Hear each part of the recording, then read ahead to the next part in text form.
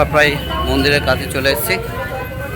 গলিগালা ভেতর দিয়ে এসেছি, আর অনেক গলি আর গলিটা অনেকটাই ছোট, আর একটু অসুবিধা হচ্ছে, বাট ঠিক আছে, অসুবিধা নেই। আমরা চলে এসেছি আর তোমাদেরকে দেখাচ্ছি মন্দিরটা।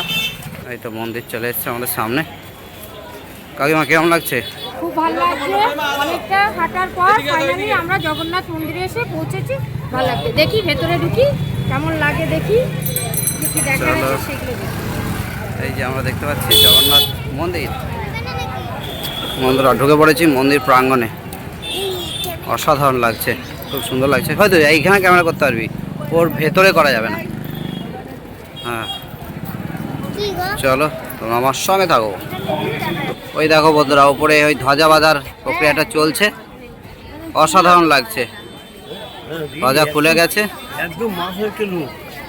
আর আবার ধ্বজা পরিয়ে দিচ্ছে।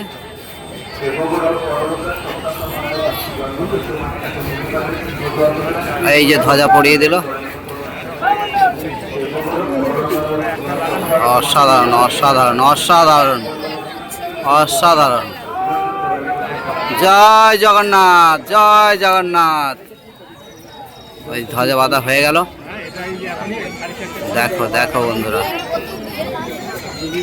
আর একদম মন্দিরের সামনে রয়েছে। প্রচুর লোক দেখতে পাচ্ছেন, একজন নেমে গেছে, আরও 3 জন রয়েছে ওপরে। তাহলে একটা ধ্বজা বাঁধার জন্য 4 জন লোক ওঠে, ভাবতে পারছেন? দারুণ ব্যাপার। ওই দেখুন শেকল ধরে ধরে নিচে নেমে যাচ্ছে, ওই দেখুন।